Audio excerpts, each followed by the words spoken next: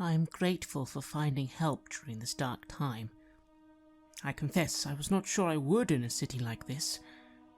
I'd heard nothing good of Baldur's Gate, but I did not expect everyone to be so heartless, so ruthless. There are so many people trying to find shelter here, and they just lock them out.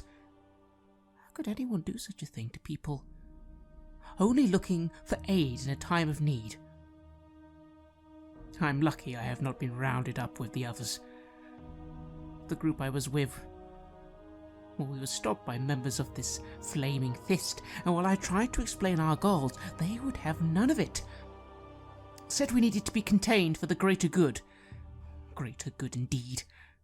They drew weapons, and I confess I had to escape by any means necessary. Although, I don't think I did more than wound the man, at least. Still, I must focus on my goal. That is what Torm teaches. The goal before the self.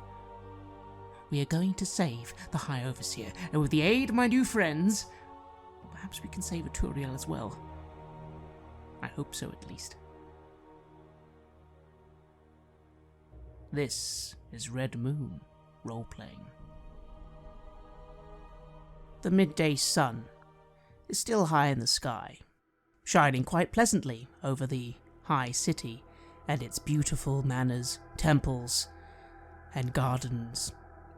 All four of you were in the middle of your little investigation when your attention was diverted by a strange figure, a cloaked woman who sort of just came out of a pavement, not quite sure where she emerged from actually, and informed you that you needed to be careful on who was watching you.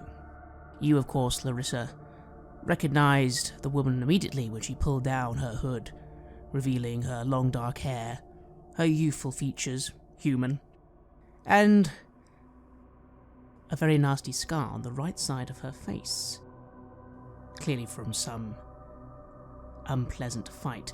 You also, Lofar, would recognize your sister anywhere, although admittedly you do not recognize the scar so much.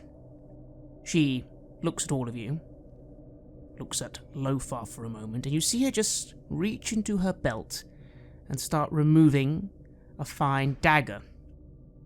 She then points at you, Lofar, but no, she's not pointing at you. She's pointing to a corner just nearby, on that gate, the big gate that surrounds the Vampire Villa. Your eyes sort of just naturally go to where she points, and you notice one of those ravens, or those ravens from the last night, perch at a corner, watching you. What are you thinking, Lofar? We have been watched by someone or something, but who? I am, of course, surprised to see my sister here. I haven't seen her for a rather long time. I'm a little bit concerned about what has happened to her, but not terribly surprised necessarily about it. It is a hard life, and one that I did my very best to get away from. I succeeded in a sense, but I fear that I have been drawn back into it yet again. Whose is it? I ask her. She responds by throwing the dagger swiftly through the air. A few seconds pass, and that dagger has inserted itself directly into that raven. The raven doesn't even have time to squawk as it starts to fall, and all of you notice, just before it falls into a bush, conveniently, that its form begins to change. It's almost as if its wings go to its back, and it starts growing a tail. But then, the corpse has fallen into a bush, and in seconds, it is no longer there. It's at this point that Carla turns to you, Larissa. Quickly, all of you, this way now, hurry! And she starts leading you towards a sewer grate, sort of in the middle of the very nice pavement. You notice at this moment in time, no guards are around, no one is around. You probably have a few minutes before anyone is looking at you doing anything strange. What do you all do? Larissa will follow. She's had to, I imagine, do this before and slip away into a not so nice dark sewer drain. She doesn't question it. She just moves with it after seeing that weird raven, probably imp-like thing be hit with that dagger. And I trust my sister.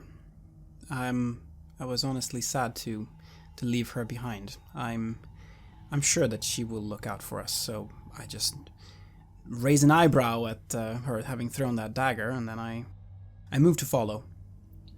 Not 100% sure what's going on. These two seem to know this woman, and having just killed this bird, I'm rushing away from this garden, this watch, because I don't want to be seen or caught by them. And Rhea seems a little uncertain, but seeing you all go the same way, she nods. She seems ready to be called to action.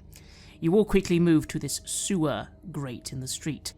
Carla whistles and taps the top of the sewer grate a few times. The sewer grate suddenly pops up and reveals underneath someone quickly descending a ladder. And now Carla begins to descend the ladder into the sewers. As she does so, she says, "Quickly now, probably another patrol in 5 minutes. Come on, quickly." And I move as quickly as I can, following her. Larissa does the same, descending the ladder quickly to make sure that whoever's behind her can get down just as quick. Royce pulls the grate after him, giving one last look around to see if anyone spotted him, and ducks into the sewer as well. You successfully descend. Royce, you notice just as you're putting that sewer grate over your head, an armed patrol of 4 watch coming down that street. But your timing is perfect. And suddenly all 4 of you are now in some not exactly the most unpleasant sewers you've ever been. This is, of course, the high city sewers, but still a bit dark, damp. But there are some torches down here. Someone is leading the way with a torch. Carla is following, and she just motions for all of you to follow. You do so for 5 minutes, maybe 6, and you're led down a tunnel. Everything goes dark for a moment. You hear the sounds of bolts, some sort of door being closed. When the torches then illuminate the room again, you're surrounded by at least 10 individuals, all cloaked, wearing leather armor, various unpleasant-looking weapons on their sides. Totally surrounded. Carla steps forward to the 4 of you and looks at Larissa. "Now, Larissa, you're going to need to be very careful what you say next, because you might be in a lot of trouble. But I like you, and I have a feeling that maybe this is all just an interesting coincidence. So, question number 1, are you planning a little heist? Is that why you're here in the High Quarter, stalking the Van Famper villa? It's a bit strange to just be doing randomly on a day afternoon." Carla, I think there's been some misunderstanding here. I understand how the guild here works and the rules that it has. But yes, we were planning a heist of some kind, but we weren't planning a heist for our own gain. The young lady that's with us here believes that there is somebody in that house being kept against their will. We were simply planning to make an excursion in and see if that were the case, and if so, help them out. She taps the dagger on her side. Question number 2. She looks at Lofar. If that's what you're doing, is that by any chance linked to the Flaming Fist? Are you perhaps helping them out, interfering against us, Larissa? I'm just trying to work out why dear Lofar is helping you. We got involved briefly with the Flaming Fist. Coming into the city, we got accused of starting a riot at the gates, which clearly was not our fault. And these fine people here managed to get me inside with them. Fortunately, we got arrested and then had to pay off our debt to the Flaming Fist, dealing with some sort of murder cult that's been uprising in Baldur's Gate. But no, we're not still working for them, although I do still have a badge that may come in handy. But that's why all of us we found the Van Vampers had some link to what's going on, and that's how we came to meet this young lady and how we come to be where you found us. She looks at you for a few seconds, assessing you. She nods. Well, I suppose then question 3 now, the most important question of all. what are you doing then? You're going to go in and, take something from the Van Vampers. Why? Well, we believe that they have somebody that this young lady believes is very important and connected to the recent disappearing city across the way. We think that there is a bit more going on than this murder cult. It would seem that, although there's been the recent uprising, I'm not sure that... I've seen cults before, and I'm not sure that they were close to achieving anything at all. And perhaps this is more of a cover for some sort of power play now that there seems to be a power vacuum in Baldur's Gate, which could be bad for everybody, the guild included. Carla turns her attention to Lofar. Well, Lofar, dear brother, isn't this interesting? It's almost like it's a massive coincidence that you happen to be here at the exact same time we're all here, and also watching the villa. Isn't that funny? Yes, sister. I suppose it is. Perhaps it is the gods that are trying to tell us something. Perhaps it is fate. That we are reunited again in this way. It is good to see you, though, I say and smile. She kind of gives you a bit of a frown, and looks to Royce and then Rhea. She looks at all the men and women surrounding you, and laughs a little. Okay. I'll believe you, Larissa. We're in a funny predicament now. You see, coincidentally, there is guild business going on here. Guild business that oddly coincides exactly with what you are doing. Now, you could help. But the only issue with that is, well, I'll let you vouch for this man, she looks at Royce, and this Hell Rider. Yes, I recognize the armor. But the thing about Lofar is that he has a habit of changing allegiances when his morals dictate. So, I can offer you two things. I believe you enough to let you go about your business. But if you want to really succeed at what you're doing, you're going to need to work with us. But there's going to be a price for us assisting you. You get my meaning. It's a very simple one, though. She looks at you, Lofar. Yes, I'm listening. Straight Stick's been missing you awful. You haven't visited him once since you've come back home. He'd really like to see you again. If you want our assistance and information on this matter, which I think you will, brother, you're going to need to owe Straight Stick a favour. Well, I wasn't exactly looking forward to getting back in with the guild. I worked very hard to get away from that life. But what we're doing here is more important than myself or my life. This is something very big that is happening here with both Baldur's Gate and Elturel, and we need to find out what is going on, or else a lot of people are going to suffer greatly. And if that means that I have to owe Straight Stick a favor, so be it. She smiles. She nods. This is perhaps a difficult choice for you to make, Lofar, though. Straight Stick, or Shiver Stick, as those who fear him know him as. It's been years, so many years since you used to, well, do things for him, but of course it was always at the behest of your father and mother. Still, Carla seems satisfied. Great! As for you, Mr... She looks at you, Royce. I'm assuming you are going to go along with all this, because if you don't, we'll kill you. What do you say? Yeah, I've got my own reasons to be here. I'll go along with it. You don't give me much of a choice either, so... We don't, do we, Larissa? And she smiles. Larissa, her mood does seem a lot lighter now, and you think you at least aren't in any more trouble. Larissa just kind of smirks at the comment, and then will briefly say, that message, by the way, got delivered, as you asked. Oh, I know. I had eyes on that, Larissa. I confess I've been a little concerned, because that was when I lost you. I had no idea what you've been doing the last day or so. Well, I do have my talents, which I'm sure is why I'm of interest to you. Certainly. Rhea is just nodding along to all this. She's not too concerned about who you're working with. She just goes like, well, if you're basically offering to help us, I'm happy to take the help. And Carla knocks on a side door that you now notice in the gloom. She gestures for you to follow her. All these other individuals sort of resume just watching the doors, watching the area. Larissa will follow, but she also wants to ask Carla, you said that this coincided with some guild business that you were taking care of. Along a similar vein, or are the Van Thampers of interest to you for other reasons? She leans towards you, lowering her voice slightly. Unfortunately, my dear, I can't tell you too much information.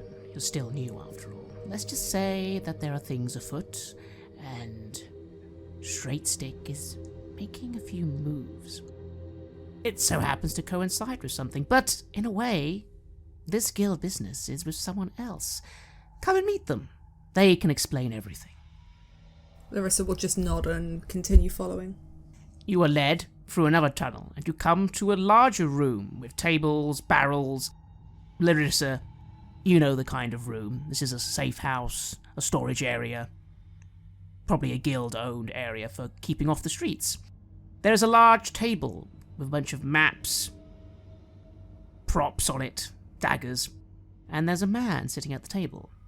This man is not dressed like anyone else. He is not a thug.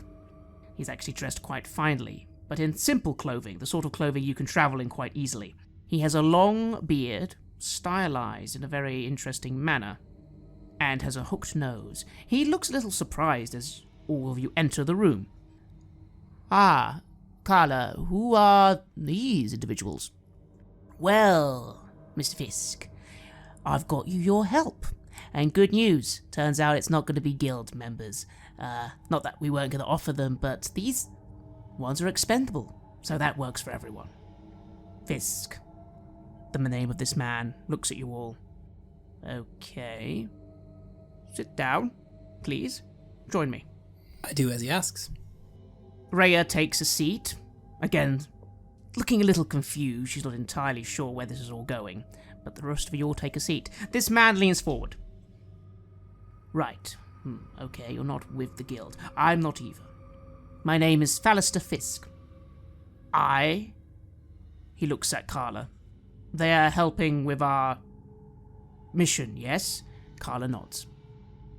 Well, very well then. I'm assuming she probably hasn't told you anything. I'll try and be quick and to the point. My employer has reason to believe, for good reason, that the High Overseer of Aturiel has secrets. Dark secrets.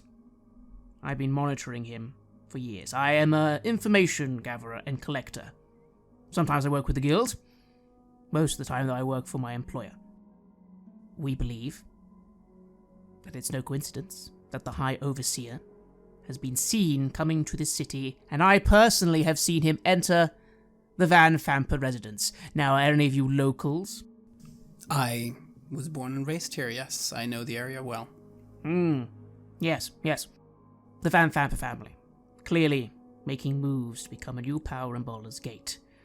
I also believe, from what I've gathered and the evidence I've collected, that they are likely, at least some of them, in league with devils. It is my further belief. So is the High Overseer of Aturiel. At this, Rhea looks a little agitated, but she doesn't say anything. Does anyone say anything at this point? I raise my eyebrows a little bit like, wow, I didn't expect that. Well, it's funny you should mention that, as we are here. Rhea, we grouped together because we believed that the High Overseer was here as well, after having met Amric Van Thamper, a not so pleasant individual, and we found his name after disrupting some cult activity, the recent one that has been on the up and rising within Baldur's Gate, and that's kind of led us here off our own accord. Carla cuts in and goes, yes, the Dead Free, we're all familiar with them, but again, the way I see it, it's probably all just a bit of a cover. And Fisk nods. Yes, I think I have heard of some of this. You see, the Van Thamper family have been making several interesting moves over the last few weeks that I have been observing them here in the city. including some things I overheard when I managed to infiltrate the villa. I was looking for proof, you see.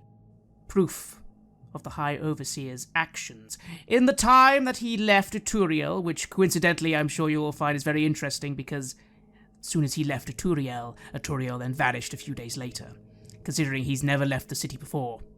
Suspicious, no? He had on his person something of great interest. A box. An infernal puzzle box. Are any of you familiar with such things? Can't say I've heard of them. Would Larissa be familiar with something of that sort since she's got infernal heritage? Roll me a Arcana check. 17 plus 2, so 19. You have heard of those. Very powerful things. They are used for storage. Things devils consider very important. They are normally almost impossible to open because there are tricks to them. Tricks that require more than pure intelligence. And it's only, from what you know, the people who lock them in the first place, or people who really are very geniuses who can open them once they are closed. Would Larissa think, because she's been hearing that kind of voice in the back of her head over the last few days that started to sound more and more strange, is this the kind of object that might produce such an effect?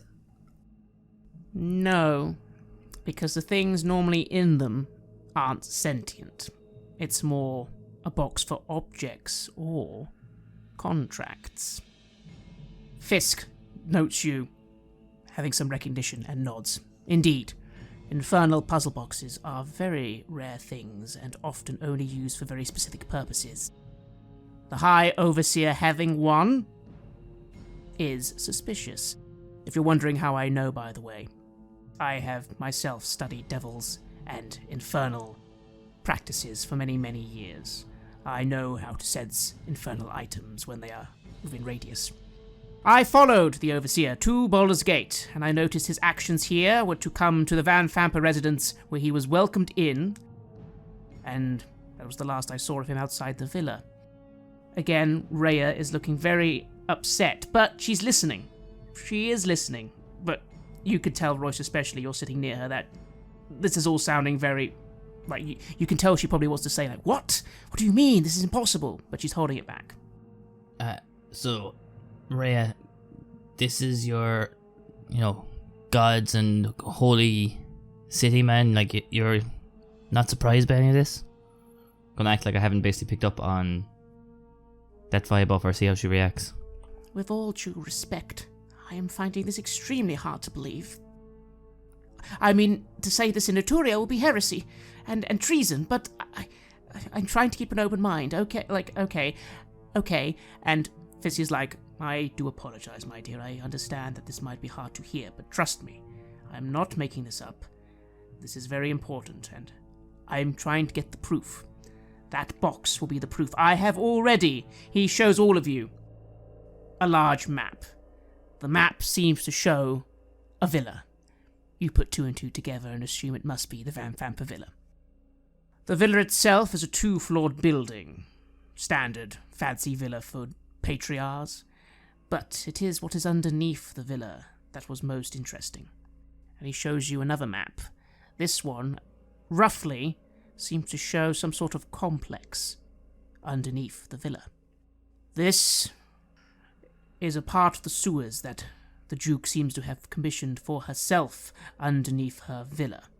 From what I saw, it is also where she has her devil worship. It's also where her vault is. I tried to infiltrate this basement fortress, if you will, to see if I could find the Overseer, and if so, find the box. I was unable to, unfortunately. I had to get out quite quickly. That is when I had to call on my guild associates to give me people to help. They said they were going to use theirs, but it seems you have been drafted in. You don't mind me asking, why are you looking into this yourself? What are your reasons? Well, after taking down that cult, it seems that there is more going on here than we expected. I had hoped to stick around in Baldur's Gate, if I could prove myself to Carla over here, that is. And I know that Royce here has got his own reasons for wanting to get into that villa, so we decided it was probably best to stick together and see this through. Yeah, I don't care about no damn cult or any aristocrats or fancy people. All I want to do is a student of mine has come to Baldur's Gate under some poor choices, and I'm worried for him, and he is working for this devil-worshipping kook in that house. Interesting. And what of you, Paladin? Well, Baldur's Gate is my home. In spite of how corrupt and vile of a place that it can be, it is still my home, and I do care for it, and I do care to protect it. I fear that, this power play that this Van Thamper family is doing, I fear that it will only pour oil on what is already a burning fire and make things a lot worse. And we have all these refugees outside of the gates. All of this, we must find out what is happening. We must make things right. Otherwise, I fear that there will be grim consequences for Baldur's Gate and for, everything around here. Yes, there shall be. My goal is to bring justice to the High Overseer, and, of course, thwart the plans of devils. I think we can be in accord, it seems. Very well. Here are the plans. Here is some of the things I also heard. You see, while I was looking for the box and the Overseer, I couldn't find them. But I believe this here, he points at the map. This is a vault. I believe that is where such things could be kept. There's also something else. I overheard some of the cultists down there talking about some things. I combine this with some rumors I've heard recently, where I believe the Van Thamper family very recently, according to them, have come into possession of an artifact known as the Shield of the Hidden Lord. Are any of you familiar with this item? There are legends of it. Would I be? Roll me a history check with advantage, Lothar. Natural 20.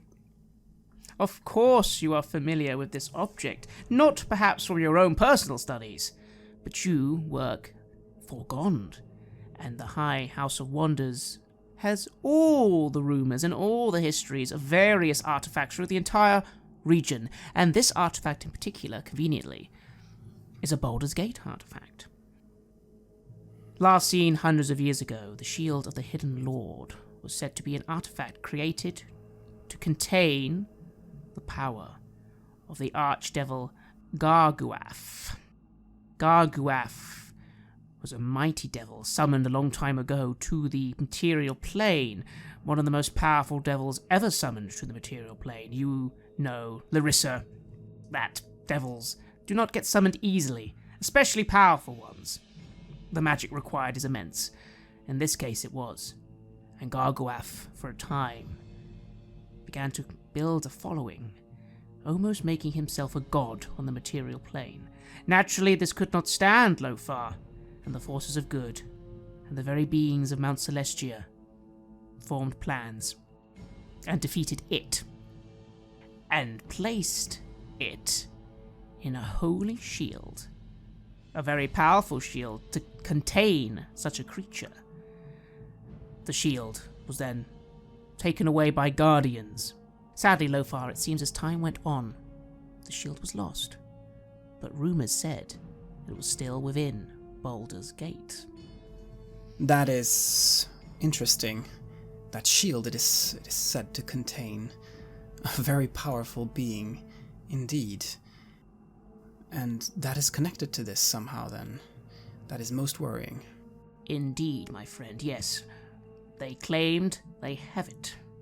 Now, I am sure from your recognition, if you are not familiar, he looks at Royce and Larissa, this is an item of great good, but also great evil. If they are using it for something, it can only be for ill intent. Therefore, my mission, at least, was to try and infiltrate the manor once more, and find both the puzzle box and the shield, and retrieve them from the Van Thamper family. With the puzzle box, my employer will be able to open it, and will be able to not only prove what the Overseer has been up to. At least what we suspect he's been up to. But also, if my theory is right, it might contain the key to saving Uturiel, for I do not believe it has been truly lost. Not totally yet, anyway. And what makes giving you this shield of great power and evil intent any better than this crazy lady? Who's your employer? I'm afraid I can't tell you yet. I assure you, though, if we succeed in this mission, I will reveal all. This is simply a security thing. If we fail, I can't have her name being known to you yet. I'm sorry. So, we get the shield, you tell us the name, you get the shield, yeah? Depending on how it goes, maybe you'll accompany me. I do not know. I'm not entirely sure how we'll deal with the shield, but I do know that in their hands, it can't be for good. Surely you agree? I agree. I don't know if it's not good in their hands. I just don't know if it's worse in their hands. That's my point. But at least we'll know where it is. Yes. This shield, you say that they trapped this devil inside of it. The shield itself, is it sentient? I'm afraid I can only go on what the legends say. It is apparently sealed within. It hasn't got out yet, I don't think. I don't think it's easy to get it out. The shield was said to be quite capable of keeping it in. A shield of celestial origin, you see. It's just, and I don't know about my companions here, but ever since I've arrived at Baldur's Gate, there are some times when I feel like my thoughts are not my own. The kind of thing that you would expect to have from an object of sentience, something of power, something that has the ability to permeate the very area it's in. And I now wonder if perhaps, if they have the shield, if they're doing something to it, if their intention is to release this creature, if that process has already begun. Fisk frowns, and he nods, and he looks to Lothar. And Lothar, you're thinking, that could very much be possible from what you've heard. Fisk says, yes. I'll be honest with you, Miss Tiefling. You are not wrong. That could indeed be the intention here. And if such a thing contains such an evil, it's possible even if it's still contained. The power it has could emanate and cause great troubles. Yes, I agree with you. I can't quite confirm it, but again, my employer will know more. It's important that we get both these things, and this could be the key to saving Uturiel. That's my mission anyway. I'm happy to, if you assist me, offer you my assistance as well in whatever else we need to do. Well, how do we get into this basement fortress? Well, here's what I was planning. Let's see what you think of it. He presents his plan to you. It is quite simple. He infiltrated the lower area through the stable house. Apparently, there is a tunnel in the stable house that leads straight down there. If you were to take this route, he believes he could get you back to that vault quite quickly. However, obviously, the downside to that is you would be going straight into the lair of the beast, and if anything went wrong, you could be in quite a bit of trouble. However, the only other method he would consider, he says, is that you could try entering the villa, maybe from the second floor, those balconies you noticed. You could infiltrate from that way, and maybe things would be a bit subtler. However, the issue there, again, is obviously if something went wrong up there, you'd very quickly be surrounded by guardsmen. City Watch could be summoned very quickly, although apparently Carla cuts in and says she will manage the watch for you. You will have a window of 2 hours where the watch will not be present for a time, so that will buy you some time. But again, Fisk seems less keen on going into the villa itself. But with the information presented to you, the choice is yours. What do the three of you think you want to do? The stable house seems the most direct route, but Royce, you wanted to look for your student, and undoubtedly he'll be in the villa. Look, maybe we go to the stable house and see what we're dealing with. If we meet Tobin, we meet Tobin, but if the shield gets out of the villa, maybe it'll take some of the eyes off the villa and I can catch Tobin at some point. Let's focus on this whole shield business and getting Rhea sorted. I agree. let us take the most direct path, and it seems as if our, new semi-employer here has given this a great deal of thought, so I trust him. Fisk smiles as you discuss things and nods. Again, he seems an amicable fellow, and your instincts on him, all three of you, probably would lean to the fact that he does seem to be being honest with you and telling you the truth. Of course, he does seem to be in a shady line of work, so maybe there is a little distrust. But he seems happy that you approve of the plan and goes over a few things with you. Again, Larissa, Lothar, Royce, you all have skills, which give you good instinct that if the watch are off you for a few hours, if you are careful with those guard patrols going around the villa that you noticed, Larissa, earlier, if you make your way to the stable, quick and quiet, when night comes, this should get you down below and give you a good chance, at least of getting to the vault. What happens after that? Well, that might require some improvisation. Any final thoughts before you settle in and wait for night to come? Carla cuts in and suggests that you do stay here until nightfall. Not wise to be on the streets. She thinks she managed to help you out with being watched. She has informed you that everyone knows that the Van Famper family makes use of imps to spy on people. They're very good at it after all. They can turn invisible, turn into different forms.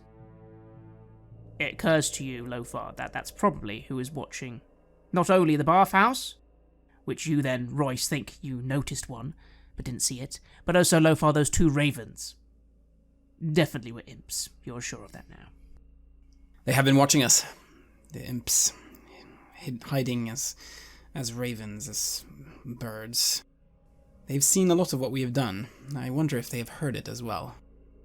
Makes sense. I had a feeling in the bathhouse there was something there in the darkness. I reckon they've, for a long time, been following us. They've probably been watching ever since things went down with the cult at the bathhouse. We should prepare ourselves, though, that we might be able to infiltrate fairly easily, but if they are expecting us, they will be lying in wait. They will have prepared for an intrusion. Indeed, this may turn violent very, very quickly, so we need to be prepared for that. You do, however, Larissa, note that imps, while very good at spying, are not invincible, and certainly not capable of travelling vast distances in seconds. You don't think they'll have captured all your movements. After all, you did leave the Low Lantern after Amric, and didn't cause him any trouble, which means they will not have seen you causing trouble, so maybe, even if they are aware of you, you think maybe they won't be expecting you so suddenly to be at the villa at least. Maybe. I think we should prepare, just in case, but hopefully we have managed to slip their notice, or their interest, in this case. I think we should study these villa plans very carefully. We should know where we are going, and we should know where the exits are should things turn south. And so you spend the next few hours doing this as night begins to fall. Is there anything else you would want to do or discuss before? I would look for my sister. Is she around? She is. She's talking to some guildsmen and sort of just getting ready.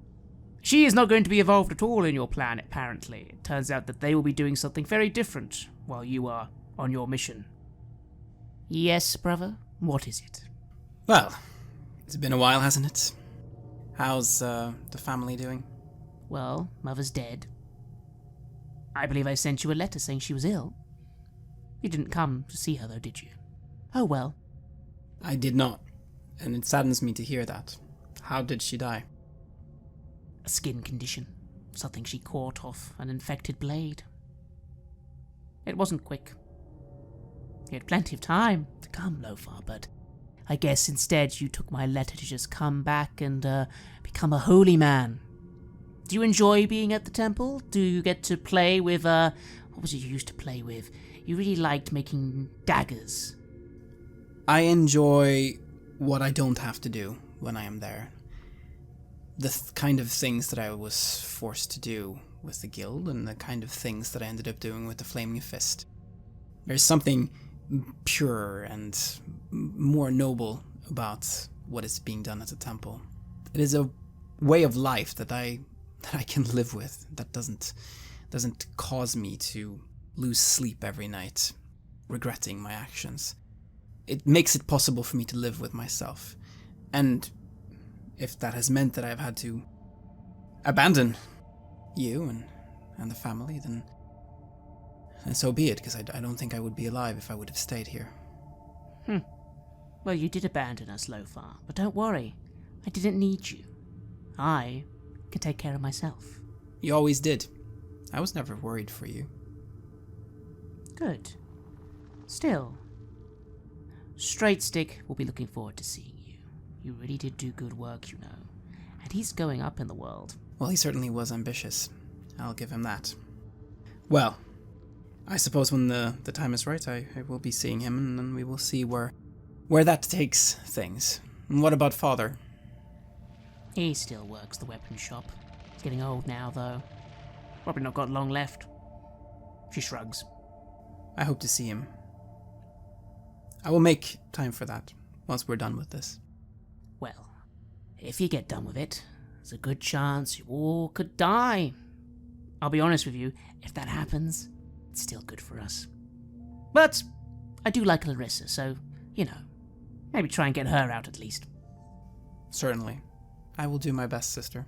I will do my best, and hopefully your decoy or whatever it is that you will be doing for us will work as it always does when you're involved. Oh, it's gonna work fine. Short of you doing something, I don't know, completely and utterly insane, we're gonna have 2 hours at least before a watch patrol comes by. Should be enough time. Then we will do what we need to do with that time. I hope to speak to you when we're done with this job, maybe under different circumstances. I say, I smile, and I begin to move away. You see her squinting a little at you as you depart, maybe caught a little off guard by your genuine interest in her well-being. She may have been expecting you to be more hostile. How are you feeling, Lofar? I know what I have done towards my family, that I have abandoned them, but the life that they were leading, it is a life that is so intimately connected with preying upon others, upon doing dark and forbidden deeds. It is...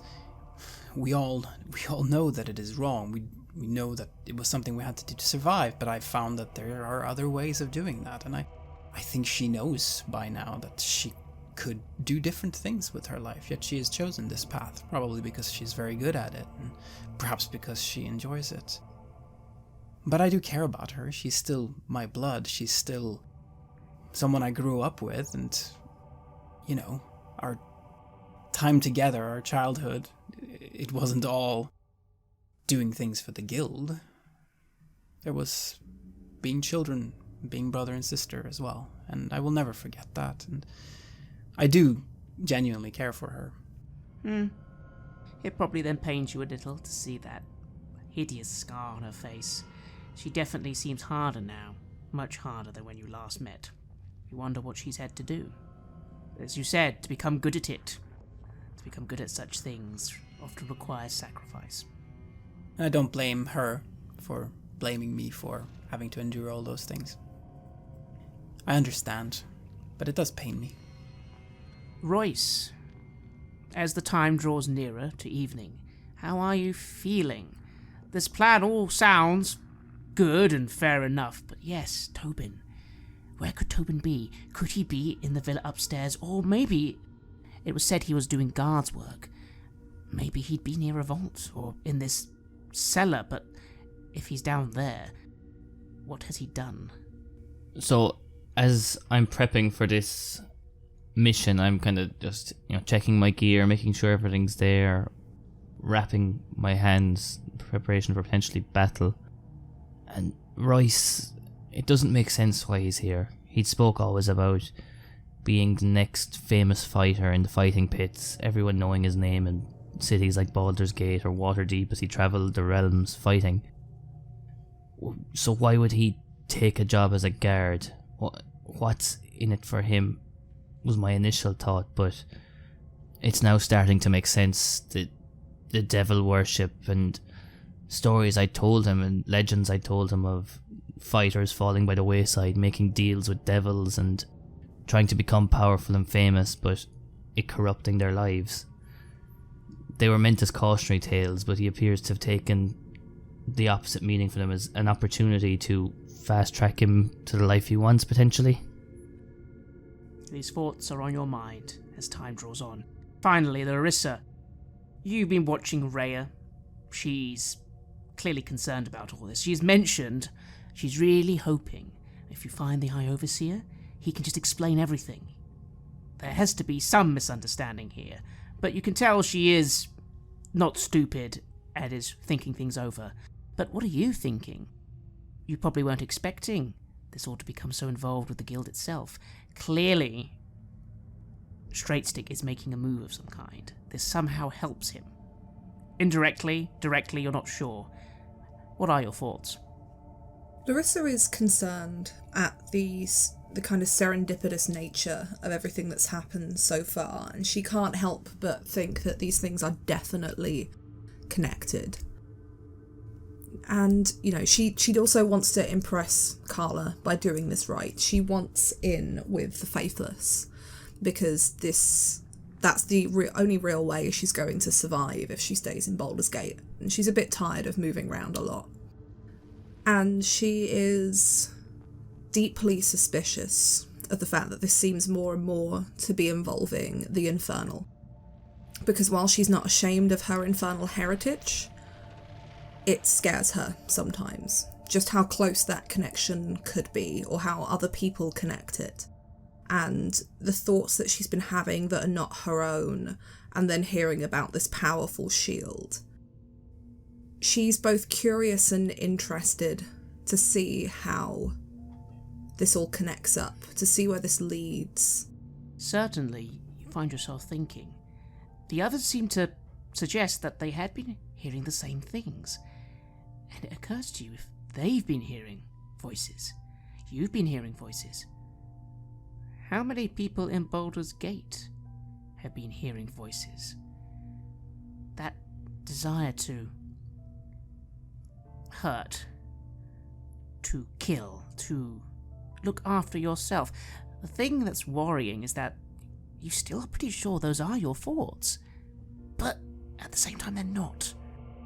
Larissa is very suspicious of it. Because she grew up in a cult, so she saw people that were affected by, you know, the teachings of things like this, and how quickly, you know, their minds and their psyche could be infiltrated by these ideas and this repetition. And she was lucky to escape when she did. And so it's not even the case of if it's just some powerful object that's causing the thoughts, of how long before those thoughts really do become somebody's thoughts. How long before it's not just a voice in the back of their head from some external source, but it actually starts changing them. One wonders almost what would happen if that was happening to an entire city. What sort of city would it make? Evening falls, and you are all summoned by Fisk to join him once again in that main room. Right, friends. Take what you need. Rope, torches, any tools you think you need. They should be here. Are we ready? As ready as I'm going to be. Yes. Then let us go. Carla and the various other guild individuals in the area all begin making their way off again. All they are telling you is they are doing something somewhere else. Don't worry about it. This leaves you, Fisk, Rhea. Standing outside that gate, once more, the gates of the villa. You look around. There are indeed no watchmen to be seen anywhere. But of course, you can still see 2 patrols of free guards patrolling the manor. They were free before. Not sure if this is a sign of good or a sign of bad. You are near the fence. You can see the stables. What do you all do? Anybody want to go first, or would you like me to go over and see what's going on? I mean, I have no problem going first. I've got the most to gain here personally with Tobin there, but If you're used to this sort of thing, maybe it's best you go. I'm not saying that I've broken into a few houses in my time, but I've broken into a few houses in my time. Ladies first, I guess. I smile and I nod. Rhea seems a little apprehensive, but ready, and Fisk smirks a little at your comment, Larissa, saying, "Indeed, I have also broken into a few homes in my time." Well, it's now or never, I guess. If this is an iron fence, I feel like Larissa should be able to scale this without having to put rope up there.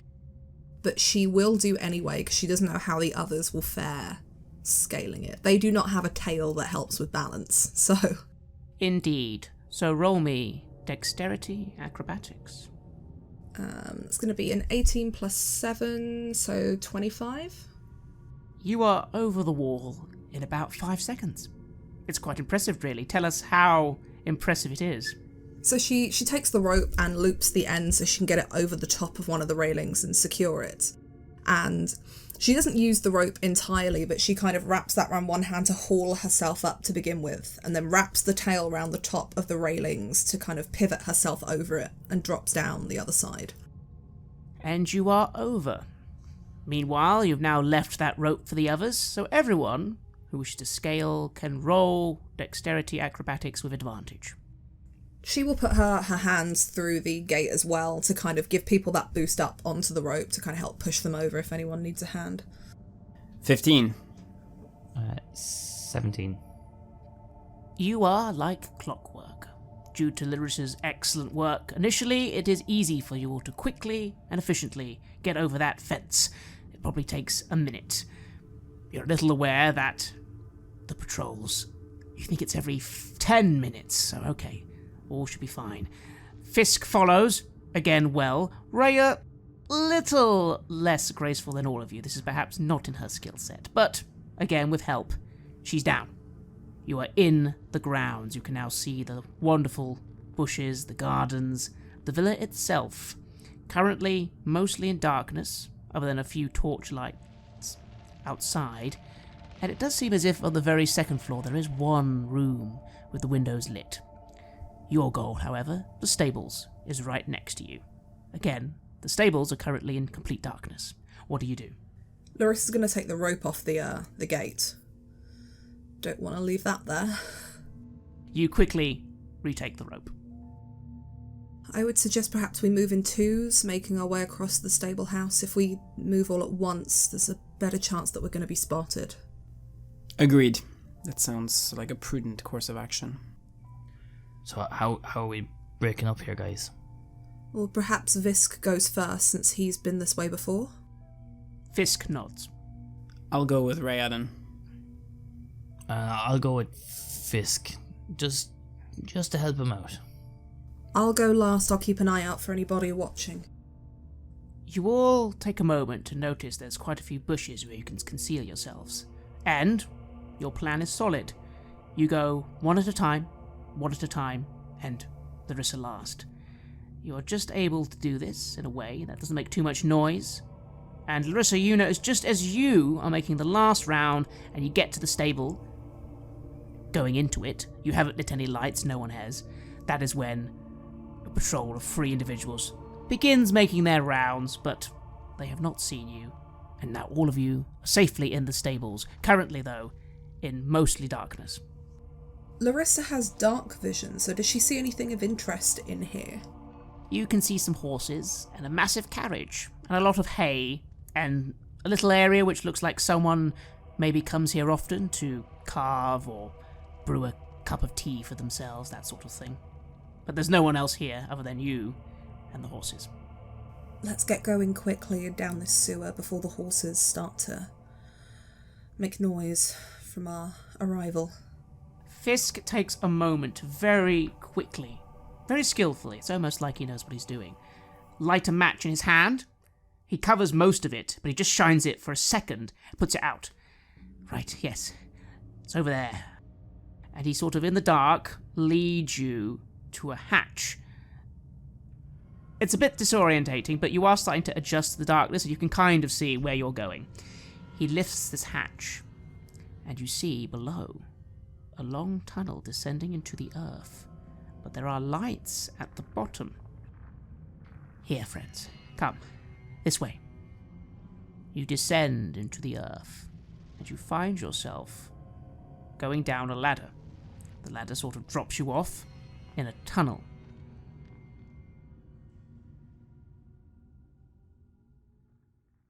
You have listened to an episode of Red Moon Roleplaying, where we played the campaign Baldur's Gate Descent into Avernus for Dungeons & Dragons 5th edition. We were joined by Virginia Page, who is Tabletop Horde on Twitter, and Owen Fáilbhe from the How We Roll podcast. We would like to extend our thanks to our friends at Wizards of the Coast for all their support in getting us the material early and for helping more people discover the show.